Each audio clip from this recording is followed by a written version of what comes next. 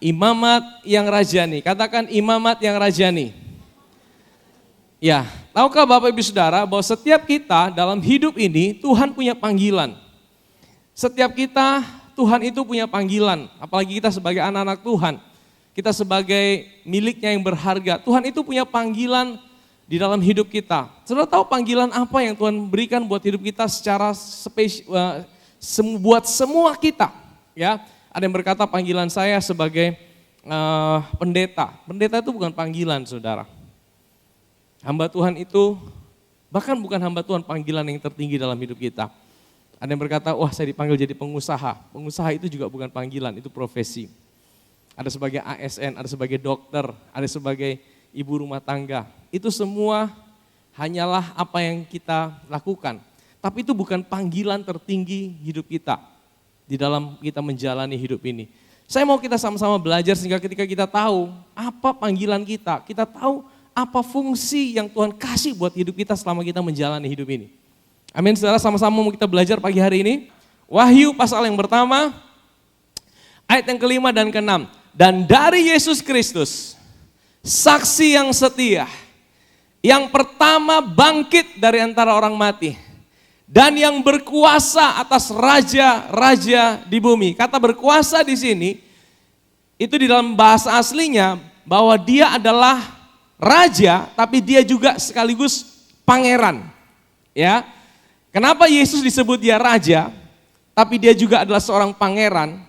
Karena raja itu bicara tentang sebuah otoritas, saudara. Ya, Yesus lahir itu bukan untuk jadi raja, tapi dia lahir memang identitasnya sudah raja. Makanya waktu dia lahir, kan di mana raja orang Yahudi. Dia bukan lahir jadi, kan setiap raja yang lahir itu pasti jadi pangeran dulu, betul? Tidak ada orang yang lahir langsung jadi raja. Nanti pada waktu dia diinaugurasi baru dia jadi raja. Tapi Yesus satu-satunya raja yang lahir. Dia langsung jadi raja. Tapi dia juga pangeran. Kenapa dikatakan dia pangeran? Artinya ada sesuatu yang dia submit. Pangeran dia submit kepada Bapaknya, saudara. Bagi dia yang mengasihi kita dan yang telah melepaskan kita dari dosa kita oleh darahnya. Bagi dia yang mengasihi kita. Saudara, kalau kita baca firman Tuhan jangan cepat-cepat, saudara. Saudara tahu, dia yang mengasihi kita adalah dia yang tahu setiap keadaan kita. Kalau orang lain mengasihi saudara, mungkin dia hanya tahu saudara dari luarnya. Dia hanya kenal, wih ini orang baik ya, ini orang suka senyum ya, ini orang murah hati, ya kan? Tapi kalau ada orang yang tahu luar dalamnya saudara, ya, dia tahu baik buruknya saudara, ya, dia tahu sampai hal-hal yang memalukan dalam hidup saudara, dan dia mencintai saudara. Itu baru saudara sungguh-sungguh saudara rasa saudara dicintai. Hanya Tuhan yang tahu setiap area kehidupan kita, luar dan dalam. Amin. Bahkan suami istri pun kadang-kadang tidak mengenal pasangannya sebaik Tuhan mengenal kita, betul? Dia tahu semua area hidup kita. Dia tahu kegagalan kita. Dia tahu semua hal yang memalukan dalam hidup kita.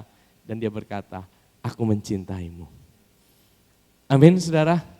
Bagi dia yang mengasihi kita dan yang telah melepaskan kita dari dosa kita oleh darahnya, yang telah membuat kita menjadi apa?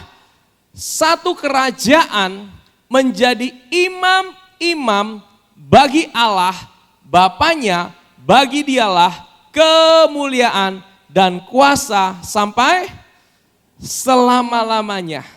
Ya, di dalam 1 Petrus 2 ayat yang ke-9.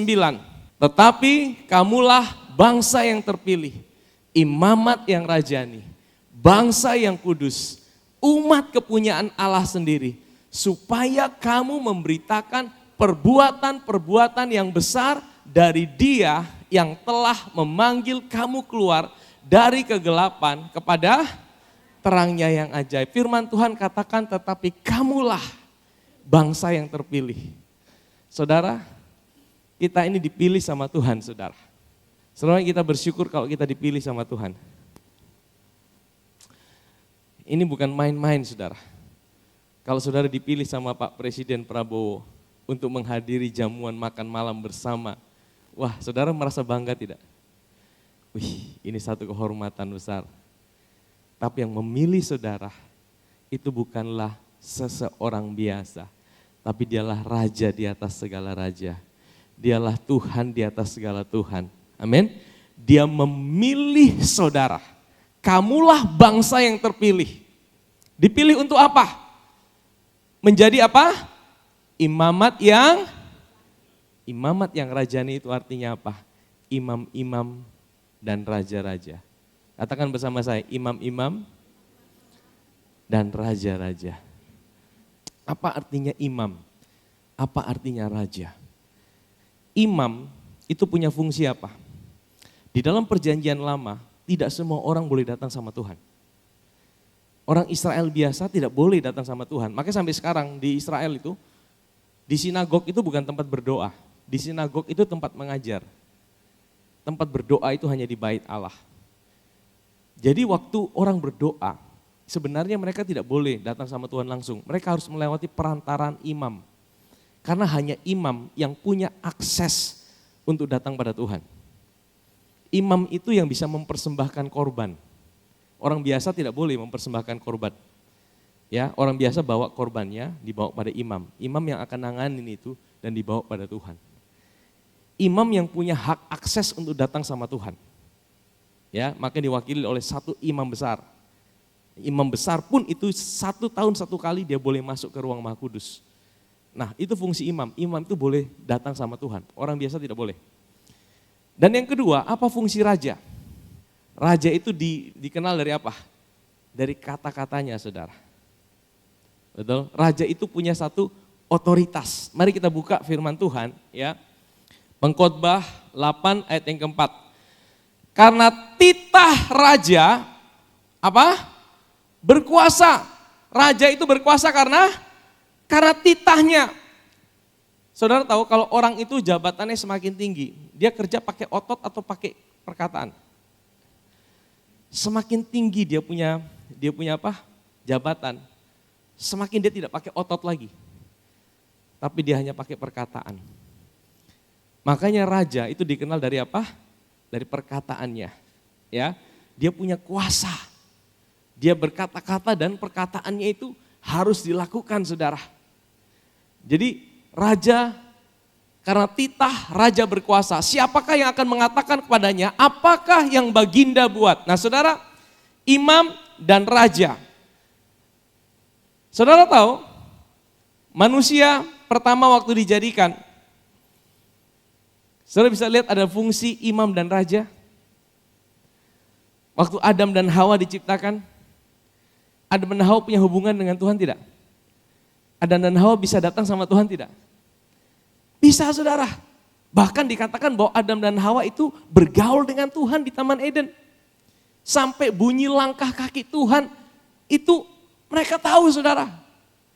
Kalau saudara bisa sampai hafal bunyi langkah kaki seseorang, berarti saudara hafal. Saudara kenal baik dengan dia. Betul tidak, saudara? Ya. Kalau saudara tidak tahu orang itu, saudara tidak belum pernah ketemu, bunyi langkah kakinya saudara tidak akan tahu. Tapi kalau saudara sudah kenal tiap hari bangun tidur, saudara tidak perlu buka mata. Nah, saudara tahu, wah itu siapa itu? Betul? Nah, Adam dan Hawa itu sangat dekat dengan Tuhan. Sampai titik di mana mereka jatuh dalam dosa. Akhirnya mereka tidak bisa datang sama Tuhan. Mereka takut datang sama Tuhan. Mereka kehilangan fungsi imam di situ, saudara. Mereka kehilangan fungsi imam di situ. Yang kedua, fungsi raja. Adam dan Hawa punya tidak fungsi raja? Taman Eden itu dibuat sama Tuhan, itu bukan supaya Adam dan Hawa gali tanah, ambil bibit, ditanam, skop-skop kasih ini. Bukan, saudara. Taman Eden itu dijadikan Tuhan, semua sudah jadi. Adam dan Hawa bikin apa? Tuhan bilang ini, Adam, Hawa sini. Bosong lihat Bosong pun suka sah, mau kasih nama apa terserah. Dia lihat, ini ada binatang, gumuk besar ini, punya belalai. Kita kasih nama dia gajah. Nah, namanya gajah. Dia lihat binatang ini. Ada tergantung di pohon. Beta kasih nama dia monyet. Maka seperti itulah namanya. Jadi saudara, fungsi raja dan fungsi imam itu sebenarnya ada pada waktu manusia pertama diciptakan. Tetapi itu hilang ketika manusia jatuh dalam dosa. Manusia kehilangan otoritas, manusia kehilangan kuasa, manusia kehilangan hubungan dengan Tuhan. Manusia kehilangan panggilan tertinggi mereka dalam hidup mereka, yaitu mereka bisa datang sama Tuhan. Dan mereka punya otoritas dalam hidup mereka. Bahkan di dalam perjanjian lama, saudara tahu ada dua profesi yang paling tinggi derajatnya. Apa saudara? Imam dan raja. Tapi imam dan raja tidak bisa digabung. Imam ya imam, raja ya raja. Betul ya saudara? Saudara tahu? Di dalam perjanjian lama ada seorang raja yang berusaha mengambil fungsi seorang imam, akhirnya dihukum Tuhan. Namanya siapa? Nama siapa? Uzia. Uzia ini saudara, ini raja yang punya hati yang tulus. Ini raja yang mencintai Tuhan. Satu kali dia mau ambil perbaraan itu untuk bakar dupa di hadapan Tuhan, itu fungsi imam. Raja tidak boleh lakukan itu. Dia mau ambil fungsi imam dan akhirnya apa? Waktu dia baru berdebat dengan imam bilang jangan raja, itu bukan tugas kamu. Tugas kamu bukan itu fungsi imam. Tapi dia bilang tidak, saya mengasihi Tuhan, saya mau lakukan itu. Akhirnya apa? Waktu dia baru lakukan itu, dia langsung kena lepra atau kusta. Mulai dari dia punya testa saudara, dari kepalanya kena kusta. Saudara tahu karena Tuhan sangat menghargai pemisahan ini di dalam perjanjian lama. Karena akan digenapi oleh Yesus sendiri saudara. Tapi saudara tahu ada dua tokoh di dalam perjanjian lama yang menjalankan, dia raja, tapi dia juga menjalankan fungsi imam. Ada yang tahu? Daud, ya betul sekali. Daud ini saudara, itu dia raja, tapi satu kali ya dia lari, dikejar-kejar Raja Saul saudara. Saya dapatkan dua kali sebenarnya, dia melakukan kesalahan. Yang pertama dia makan roti yang disediakan hanya untuk para imam. Itu ada roti sajian itu di ruang kudus, itu tidak boleh dimakan oleh orang biasa. Tapi dia ambil karena dia lapar. Yang kedua, setiap kali dia diserang, dia terkepepet saudara. Apa yang dia lakukan? Dia ambil baju efod. Baju efod itu bajunya imam, tidak boleh dipakai oleh orang biasa. Bahkan oleh raja sekalipun. Dia ambil itu saudara, dan dia tanya sama Tuhan. Saya mau tanya sama saudara. Satu lagi siapa? Ada yang tahu? Siapa? Saul sempat ambil itu, dia dihukum Tuhan, saudara. Dia mau bakar korban, Tuhan marah sama dia. Satu lagi ada namanya Melkisedek. Melkisedek saudara, dia imam Allah yang maha tinggi, tapi dia juga Raja Salem. Dia imam Allah yang maha tinggi.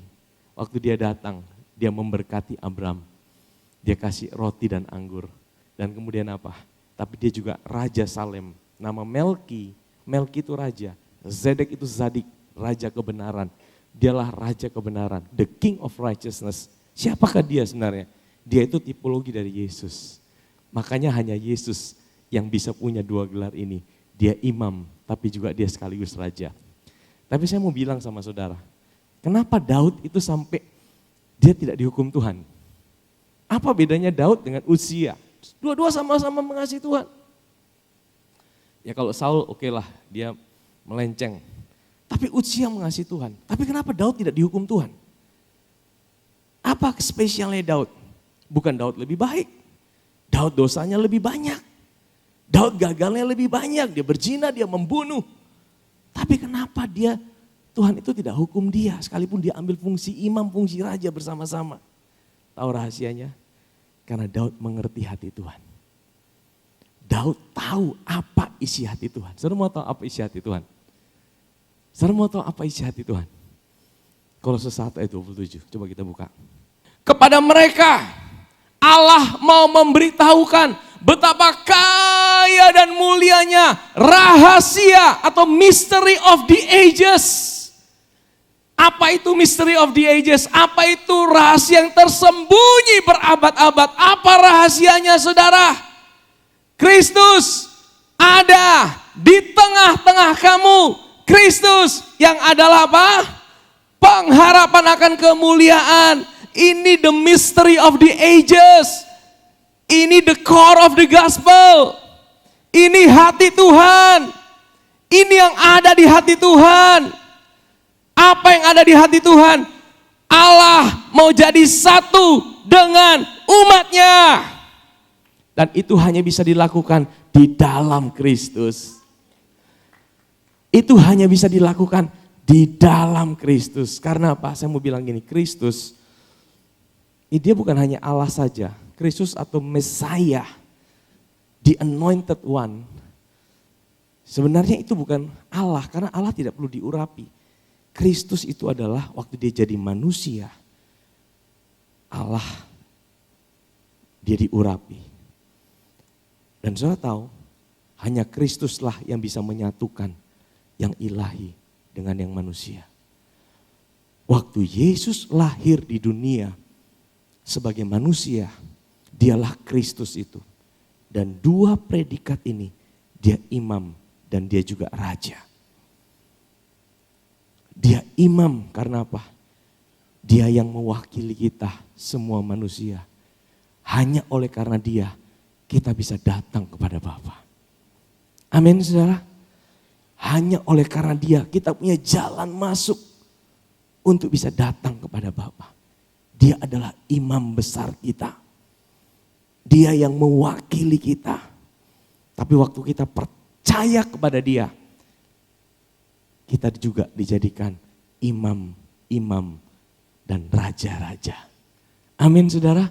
Waktu kita percaya kepada dia, saudara tahu kita dijadikan ciptaan yang baru.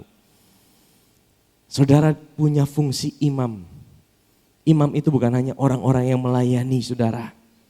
Bukan hanya orang-orang tertentu yang bergelar STH, MTH, DTH. Bukan hanya orang-orang yang pendeta, gembala, mengajar. Bukan saudara. Waktu saudara percaya kepada Yesus Kristus Tuhan, dia adalah Tuhan dan Juru Selamat hidupmu. Dan saudara percaya saudara tidak bisa menyelamatkan dirimu. Dia menyelamatkan hidupmu dengan naik di atas kayu salib. Dia menghapus segala dosamu. Detik saudara percaya, saudara dijadikan ciptaan yang baru. Dan saudara punya satu identitas yang baru yang dipunyai oleh semua orang percaya, yaitu engkau adalah imam yang pertama. Kenapa ini penting? Karena waktu engkau tahu engkau adalah imam, engkau bisa datang pada Tuhan kapan saja, di mana saja, dalam segala situasi, apapun juga dalam hidupmu. Amin saudara. Tapi bukan cuma imam, tapi sudah dikasih fungsi raja. Fungsi raja apa? Di dalam perkataanmu ada bobotnya, ada kuasanya. Ya. Jadi waktu kita percaya, kita lahir baru, saudara itu sudah dikasih identitas itu. Saudara bukan lakukan supaya saudara dapatkan identitas itu. Kita mesti mengerti ini, kita mesti clear di sini. Detik saudara percaya, identitas saudara diubah, DNA saudara diubah. DNA saudara berubah. Nah saudara yang mesti menyesuaikan hidup saudara sesuai dengan DNA saudara. Waktu saudara lahir baru, saudara dikasih satu identitas yang baru, ciptaan yang baru. Tapi di dalamnya ada fungsi namanya imamat yang rajani. Imam-imam dan raja-raja. Imam itu artinya apa? Saudara boleh datang pada Tuhan kapan saja, di mana saja. Beta suka berdoa. Beta biasa berdoa, beta biasa minta Pak Gembala saya berdoa. Tapi kalau saudara tahu saudara imam, beta imam beta punya akses datang sama Tuhan Sudah, sedikit-sedikit jangan minta Pak Gembala doa. Beta mau doa langsung dengan Tuhan. Amin. Karena apa? Karena kita tahu identitas kita. Betul? Yang kedua, raja. Saudara tahu? Kalau raja itu hidup sembarangan sonde, omong sembarangan sonde. Raja itu sonde omong sembarangan saudara. Karena titah raja berkuasa. Apa yang dia omongkan itu jadi. Dengan kata lain, kalau saudara punya identitas, saudara tahu hari ini identitas saudara adalah raja, saudara pasti akan menjaga hidup saudara sesuai apa? Identitas saudara. Betul tidak saudara? Tidak mungkin raja omong sembarang-sembarang. Hari ini omong A, besok omong B. Ya kan? Apalagi kita punya raja di atas segala raja. Nah, mari kita baca saudara ya. Saya akan jelaskan di sini, ada satu rahasia di sini. Kenapa kita dijadikan imamat yang rajani? Tapi kamulah bangsa yang terpilih, imamat yang rajani, imam-imam dan raja-raja. Kamu adalah bangsa yang kudus. Tuhan tidak bilang kamu akan jadi kudus, tapi kamu bangsa yang kudus. Waktu engkau percaya pada Yesus, waktu engkau lahir baru, Tuhan kasih identitasmu. Engkau orang kudus. Engkau bukan akan jadi kudus, engkau orang kudus. Makanya satu kali Rasul Paulus itu cukup jengkel dengan jemaat di Korintus. Jemaat di Korintus itu jemaat yang kacau balau, saudara. Wah, hidup dalam perzinahan, hidup dalam kekacauan, saudara. Itu jemaat kalau setiap kali berkumpul pasti ribut. Terjadi perpecahan di mana-mana. Wah, itu jemaat paling kacau, saudara. Saudara tahu Rasul Paulus bilang apa? Ingat, kamu ini orang kudus. Bukankah tubuhmu adalah bait Allah? Kamu adalah orang kudus. Dari sini saya belajar, saudara.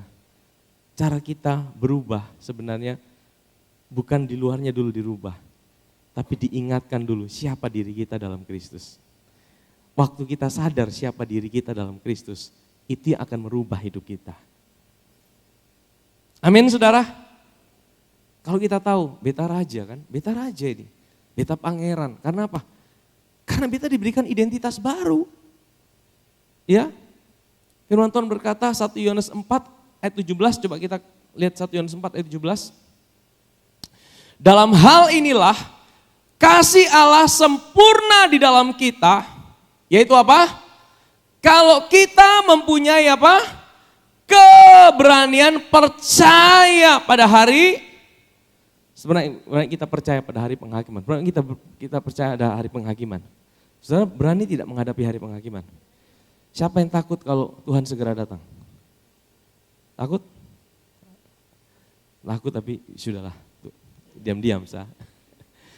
Kenapa saudara takut? Karena apa? Karena saudara tidak yakin sudah selamat. Karena saudara bilang mungkin saya belum siap, betul?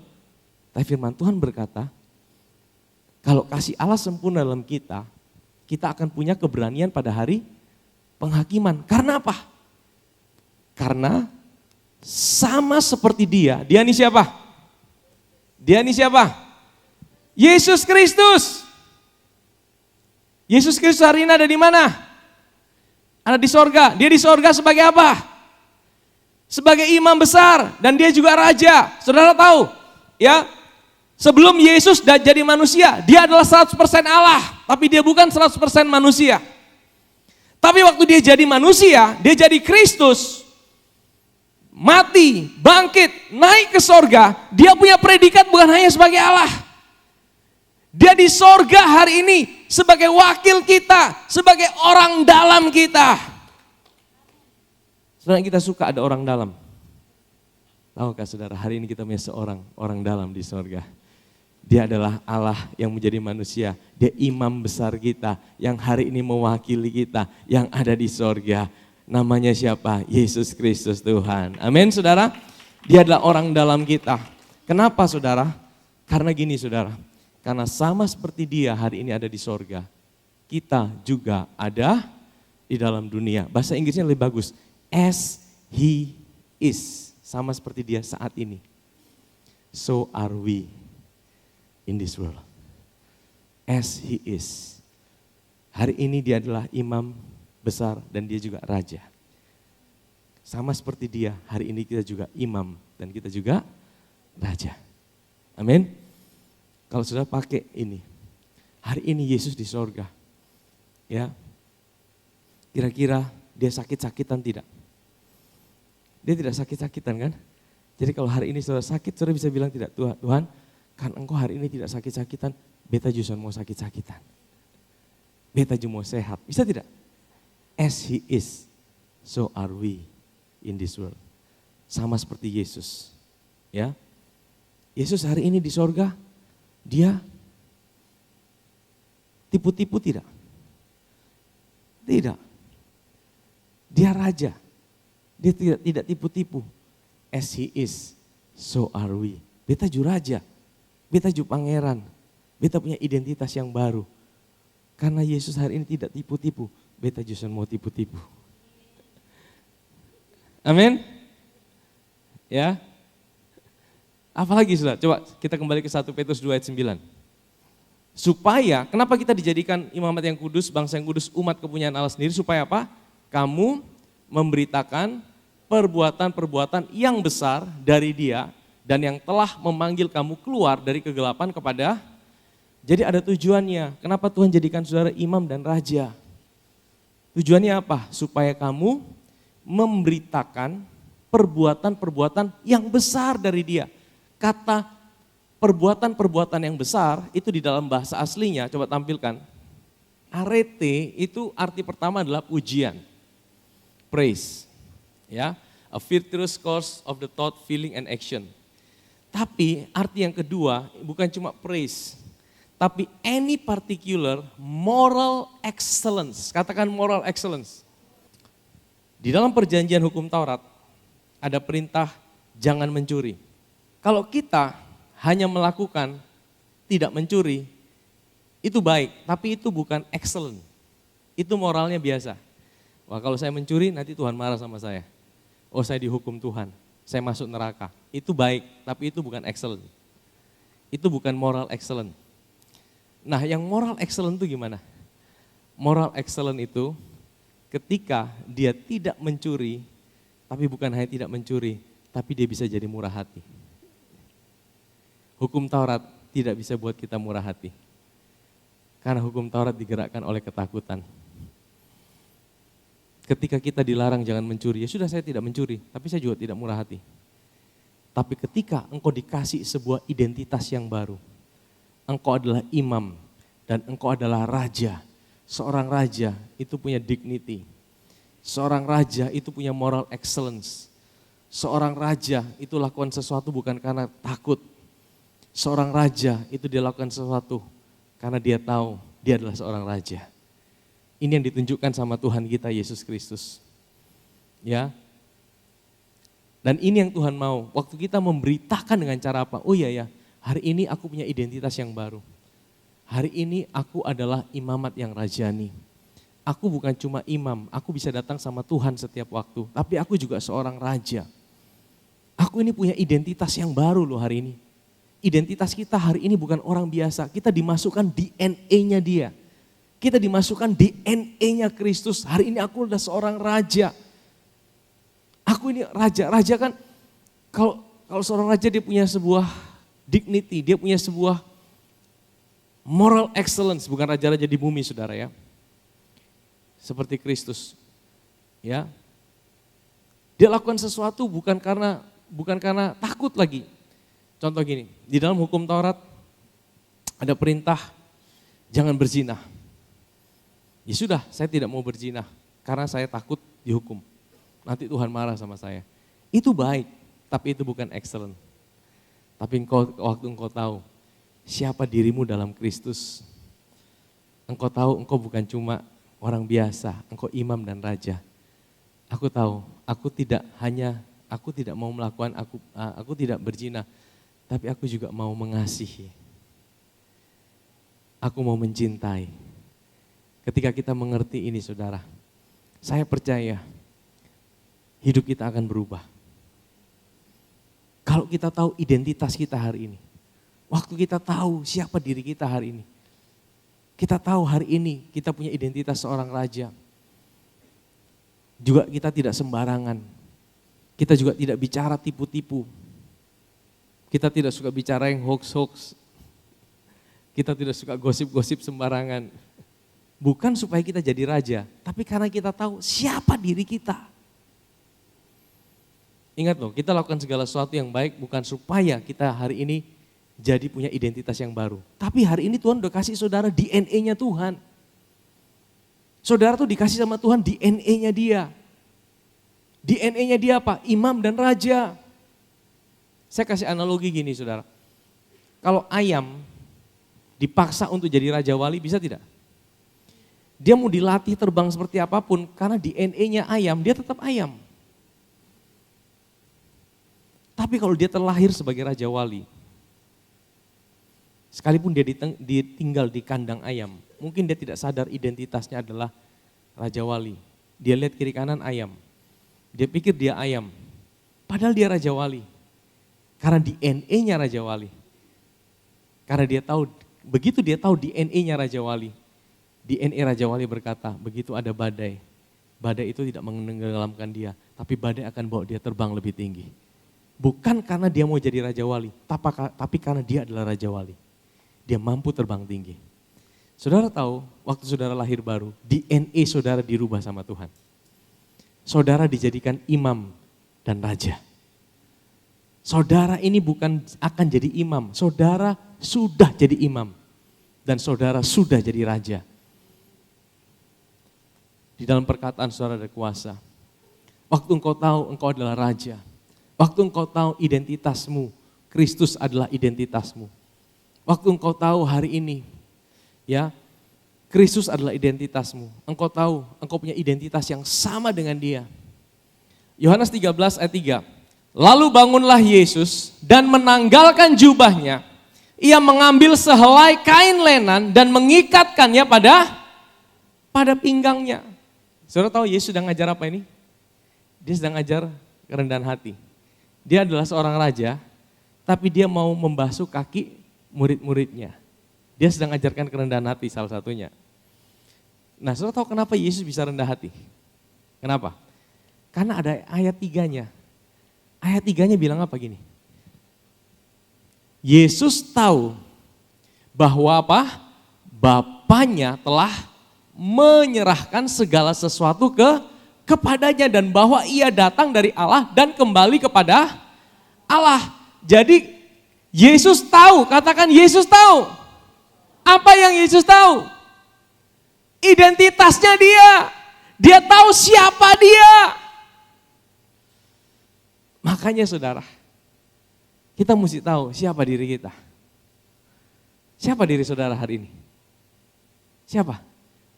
Saya ibu rumah tangga, saya adalah pendeta, saya pengusaha, saya adalah ASN. Bukan, itu bukan saudara.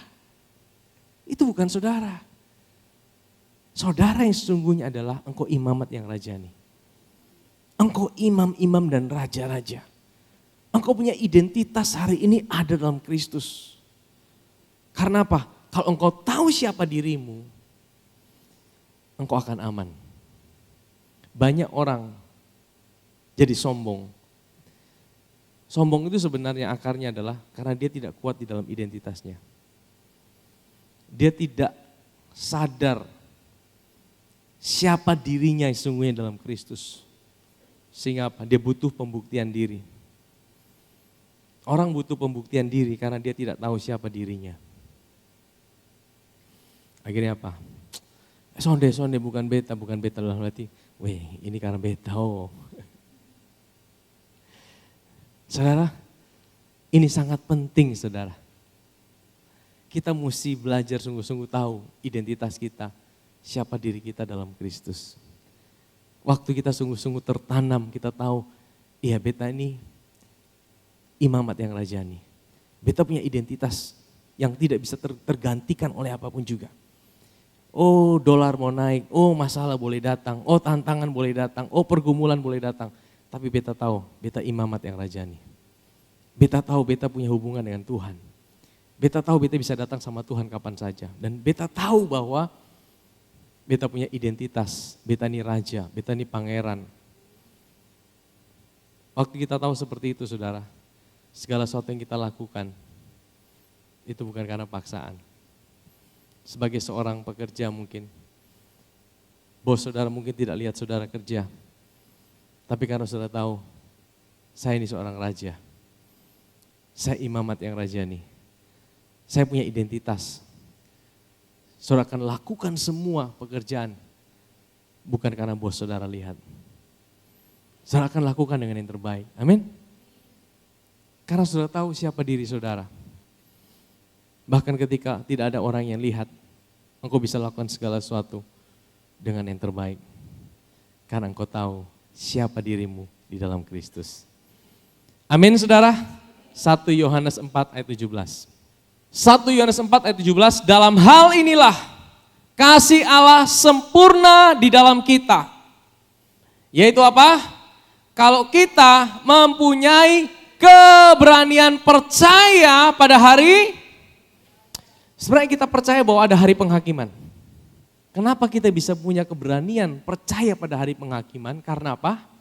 Karena sama seperti dia, katakan sama seperti dia. Kita juga ada di dalam dia. Ini siapa? Kenapa kita boleh percaya pada hari penghakiman? Karena sama seperti dia ini siapa? Yesus. Bahasa Inggrisnya lebih bagus, as he is. Sama seperti dia hari ini. Dia hari ini bukan Allah di sorga, maksudnya bukan cuma Allah. Dia adalah orang dalam kita. Hari ini kita punya status, kita punya identitas di hadapan Bapa di sorga. Kristus itu adalah identitas kita hari ini. Dia imam dan raja, kita juga imam dan raja. As he is, sama seperti Kristus hari ini ada di sorga. Demikianlah apa? Kita hari ini.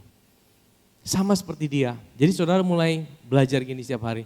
Tuhan, hari ini kau di sorga, sakit tidak? Dia sakit-sakitan tidak? Karena engkau tidak sakit-sakitan, sama seperti saya hari ini. Saya juga tidak mau sakit-sakitan. Saya mau minta saya sehat. Boleh tidak? Boleh. As he is, sama seperti Yesus hari ini. Tapi bukan cuma itu. Kristus hari ini engkau di sorga. Ya. Engkau tipu-tipu tidak? Tidak. Berarti sama seperti Kristus hari ini. Saya juga tidak mau tipu-tipu. Karena apa? Saya punya identitas yang sama seperti dia. Amin saudara. Kristus hari ini di sorga, dia selingkuh tidak? Oh tidak. Oh berarti beta justru mau selingkuh. Karena apa? Karena kita punya identitas yang sama dengan dia. Amin saudara. Bukan lagi karena nanti Tuhan hukum beta masuk neraka. Itu moral yang biasa. Tapi moral yang excellence adalah karena engkau tahu siapa dirimu hari ini dalam Kristus. Ini yang Tuhan mau. Kenapa Tuhan jadikan engkau imamat yang rajani? Imam-imam dan raja-raja. Engkau dimasukkan DNA-nya dia. Supaya engkau terus mengasosiasikan dirimu. Bukan dengan yang lain, tapi dengan dia. Engkau terus bilang, Tuhan hari ini engkau di surga, bagaimana? Aku juga seperti itu. Aku mau seperti itu. Engkau lihat, karena identitasmu ada di dalam dia. Ya, amin saudara. Saya tutup dengan satu kisah di dalam perjanjian lama. Berkatalah Ahab, raja Israel kepada Yosafat. Karena mereka lagi mau diserang sama Syria ini. Raja Yehuda, maukah engkau pergi ke Ramah Gilead bersama-sama aku? Jawabnya kepadanya apa? Yosafat bilang apa? Kita sama-sama, aku dan engkau, rakyatmu dan rakyatku, aku akan bersama-sama dengan engkau di dalam. Saudara tahu, yang perang sebenarnya siapa? Israel Utara. Israel Utara tuh rajanya raja yang tidak kenal Tuhan. Israel Selatan, Yosafat itu sangat takut akan Tuhan, tapi dia buat satu kesalahan di sini. Dia bilang, aku sama-sama dengan kamu. Dalam bahasa Inggrisnya dikatakan, as you are, I am. Sama seperti engkau, aku juga. Nah ini mengingatkan pada kita. Hati-hati kita berasosiasi dengan siapa, kita akan jadi sama seperti itu. Kalau engkau terus bergaul, misalnya engkau ini tidak minum, tapi kalau engkau tiap hari bergaul dengan peminum, lama-lama jadi peminum saudara.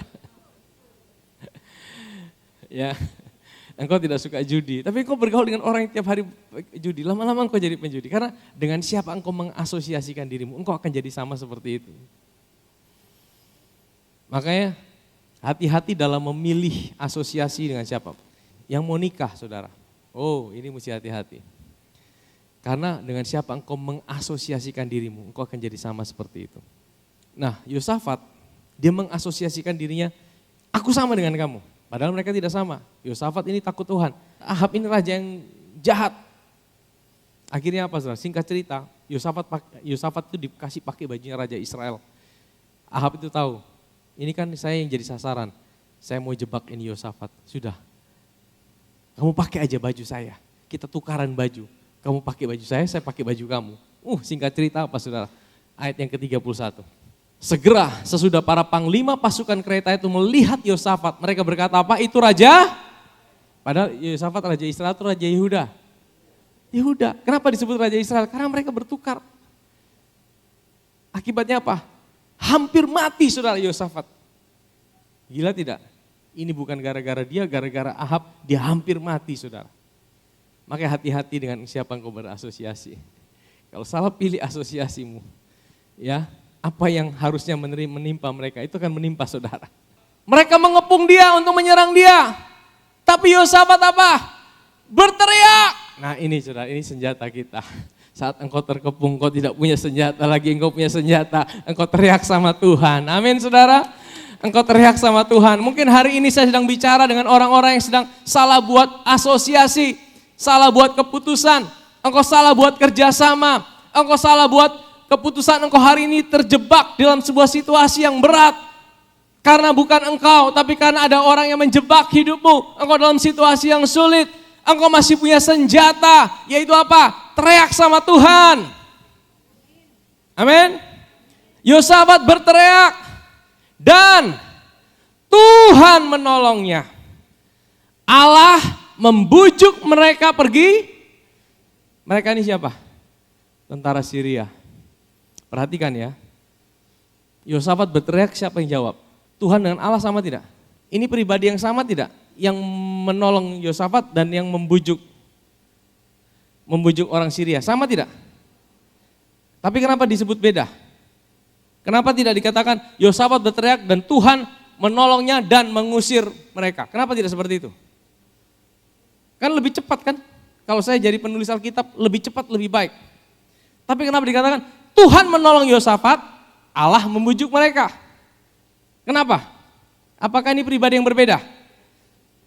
Ini pribadi yang sama. Tetapi saudara perhatikan, Tuhan itu Yahweh. Orang dunia tidak kenal Yahweh. Mereka percaya ada Allah, Elohim, tapi mereka tidak tahu Yahweh. Yahweh itu hanya buat orang Kristen dan orang Yahudi, orang Israel. Apa artinya Yahweh? Covenant keeping God. Allah yang buat perjanjian. Hanya kita yang kenal Tuhan yang buat perjanjian. Di atas kayu salib, dia buat perjanjian buat kita. Amin saudara. Dunia hanya mengenal Allah. Makanya yang tolong Yosafat, Yahweh. Yang membujuk bangsa-bangsa lain, itu Elohim. Karena dunia hanya kenal Allah pencipta. Amin saudara. Kita punya Yahweh. Kita punya covenant keeping God. Kita punya Tuhan yang ada buat kita. Dan hari ini dia jadikan kita imam-imam dan raja-raja. Amin saudara. Makanya bagaimana kita mengasosiasikan diri kita hari ini. Lihat diri kita, lihat Kristus. Karena Kristus adalah identitas kita.